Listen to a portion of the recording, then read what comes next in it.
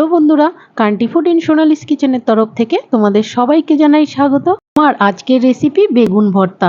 আমরা বাঙালিরা এই বেগুন ভর্তা শনি মঙ্গলবার খেয়ে থাকি, কারণ মা ঠাকুমারা বলতেন শনি মঙ্গলবার খাওয়া নাকি বেগুন ভর্তা খুবই ভালো। তাহলে চলো শুরু করা যাক। তার জন্য দেখো, প্রথমে আমি এখানে কি নিয়েছি।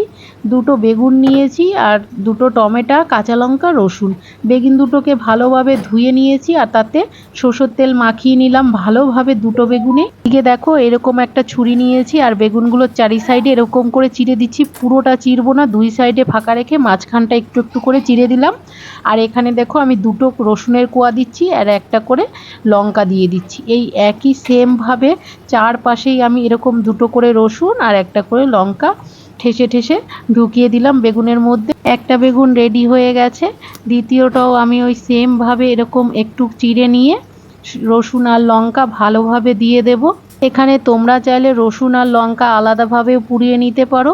বেগুনের মধ্যে দিলে কি হয়, একবারে রসুন লঙ্কা বেগুন সবটাই পুড়ে যায়। দেখো, দুটোই আমার রেডি হয়ে গেছে। টমেটোর উপরেও একটু হালকা তেল মাখিয়ে নিয়েছি।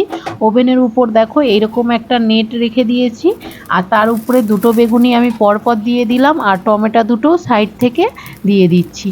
দেখো, চারটে একবারে দিয়ে দিয়েছি। এবার বেগুন দুটোকে এক সাইড হয়ে গেলে আর এক সাইড ঘুরিয়ে ঘুরিয়ে আমি একটু পুড়িয়ে নেব। সব সাইডগুলো এইভাবে আস্তে আস্তে করে ঘুরিয়ে চারিপাশটা পুড়িয়ে নেব। এই টমেটোগুলো সাইড দিয়ে একটু সরিয়ে সরিয়ে দিচ্ছি। চারিপাশে টমেটোগুলো ভালোভাবে নাড়িয়ে চাড়িয়ে পুড়িয়ে নিচ্ছি। দেখো, দুটো বেগুনই আমার এইদিকে পুড়িয়ে নেওয়া হয়ে গেছে। টমেটো দুটো ভালোভাবে পুড়ে গেছে। বেগুন আর টমেটো দুটোই ভালোভাবে পুড়ে গেছে। নামিয়ে নিয়েছি একটা প্লেটের মধ্যে। আর দেখো, 10 মিনিটের জন্য আমি রেখে দিয়েছিলাম ঠান্ডা হওয়ার জন্য। যেহেতু এটা খোসা ছাড়াতে হবে, তাই 10 মিনিটের জন্য ঠান্ডা হওয়ার জন্য রেখে দিয়েছিলাম। আর অপর দিকে একটা পাত্র নিয়েছিলাম, যার মধ্যে একটু জল নিয়েছি। এবার বেগুনের খোসাগুলো হাত দিয়ে ছাড়িয়ে ছাড়িয়ে পোড়া খোসাগুলো জলে হাতটা ধুয়ে নিচ্ছিলাম। জলে হাতটা ধুয়ে নিলে কি হয়, খোসাগুলো বেগুনের গায়ে আর লেগে থাকবে না। পোড়া খোসাগুলো ভালোভাবে বেগুনের গা থেকে ছেড়ে যাবে। দেখো কত সুন্দর ছেড়ে গেছে, একটুকু লেগে নেই, পরিষ্কার হয়ে গেছে একদম। দুটোই আমি ভালোভাবে ছাড়িয়ে নিলাম। এবার টমেটোর খোসাটাও এই একই ছাড়িয়ে নেব।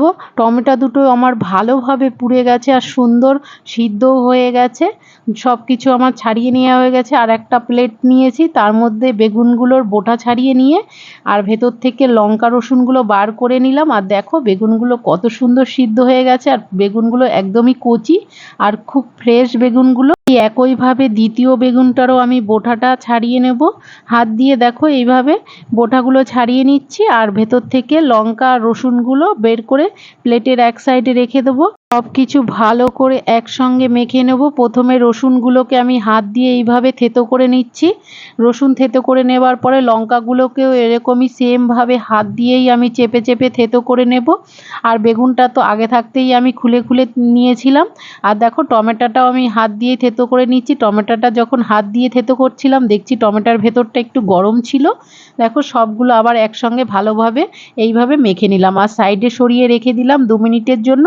এদিকে দেখো, ওভেনে একটা কড়াই বসিয়ে দিয়েছি, তাতে 2 চামচ সরষের তেল দিয়ে দিলাম আর আগে থাকতে একটা পেঁয়াজ কুচি করে রেখেছিলাম, সেই পেঁয়াজটা দিয়ে একটু হালকা ফ্রাই করে নিলাম। তার মধ্যে 1/2 চামচ হলুদ গুঁড়ো, 1/2 চামচ জিরে গুঁড়ো, স্বাদ মতন লবণ ও 1 চামচ কাশ্মীরি লঙ্কার গুঁড়ো দিয়ে ভালোভাবে কষিয়ে নিচ্ছি পেঁয়াজের সাথে। দেখো, মশলাটা কষিয়ে নেওয়া হয়ে গেলে যে মেখে রেখেছিলাম বেগুনটা, সেই বেগুনটা ঢেলে দিলাম।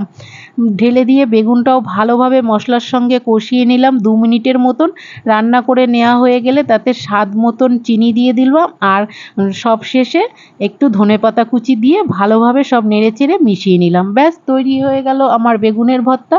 বন্ধুরা, এইভাবে তোমরাও একবার বাড়িতে ট্রাই করে দেখতে পারো। আর আমার ভিডিও ভালো লাগলে লাইক কমেন্ট শেয়ার করো।